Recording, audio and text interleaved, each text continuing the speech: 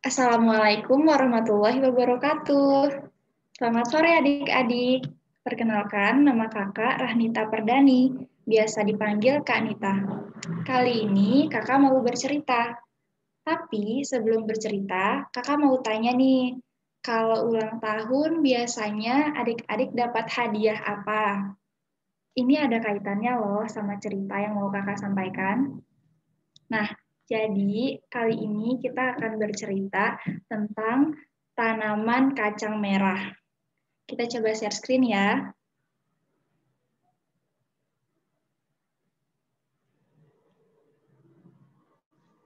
Nah, jadi tanaman kacang merah ini ditulis oleh Nguyen Tri Hong Nan dan ilustratornya adalah Pham Hung Vin dan dialihbahasakan ke bahasa Indonesia oleh 3 orang. Yang pertama ada Eka Budiarti, kemudian ada Eva Yenukman, dan ada Maria Lubis.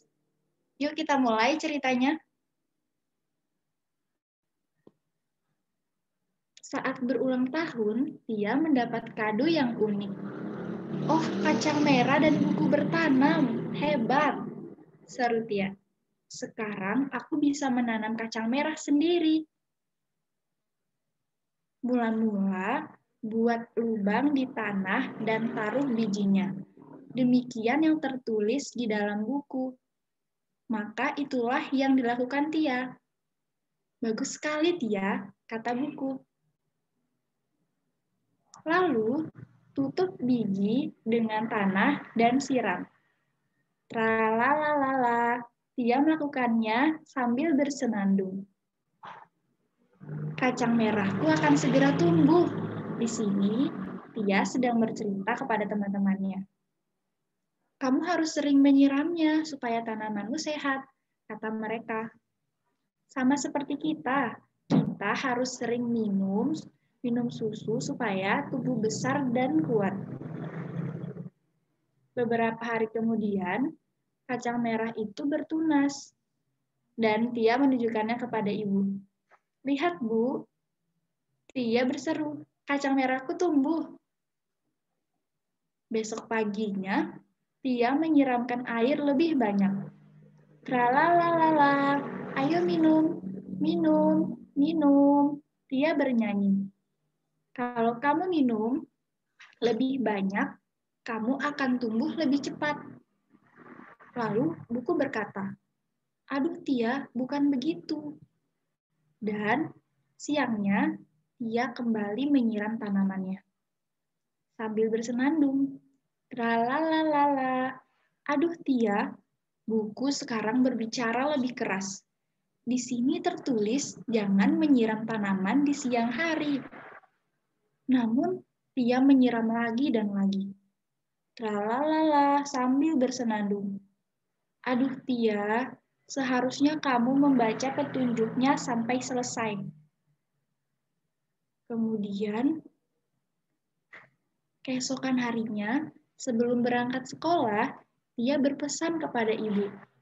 Bu, nanti siang tolong siram lagi tanamanku ya. Lalu ibu bertanya, kamu sudah membaca buku petunjuknya? Dan di sini tertulis, siram tanaman sekali sehari saja, kata buku dengan muram. Aduh, Tia. 3 hari kemudian, Tia juga muram. Kasihan tanamanku, ujar Tia bersedih. Di sekolah, Tia mulai bercerita dengan teman-temannya. Aku sudah mengurus tanamanku dengan baik. Kenapa tanamanku terlihat lemas? Lalu temannya bertanya, apa yang tertulis di buku? Tanya mereka. Oh, aku tidak membacanya sampai selesai, ucap Tia. Di rumah, Tia menunjukkan tanamannya kepada ibu. Maaf Bu, kata Tia. Sekarang aku akan membaca buku itu. Lalu ibu menjawab, nah itu lebih baik. Jangan menyiram tanaman terlalu sering, agar akarnya tidak membusuk. Demikian yang tertulis di buku. Daun-daunnya akan lemas dan menguning. Lalu Tia berkata, "Maafkan aku, Kacang Merah," bisik Tia. Kacang merah itu tidak akan sedih. Dia tahu kamu menyayanginya, kata Ibu Tia. Rasa sayang bisa kamu tunjukkan dengan belajar cara merawatnya. Dan Ibu kembali memperlihatkan buku Tia, buku bertanamnya. Minta maaf juga kepada buku, karena kamu mengabaikannya. Ia juga memerlukan perhatianmu. Beberapa hari kemudian, Kacang Merah kembali sehat. Tia dan buku bertanamnya kini menjadi sahabat.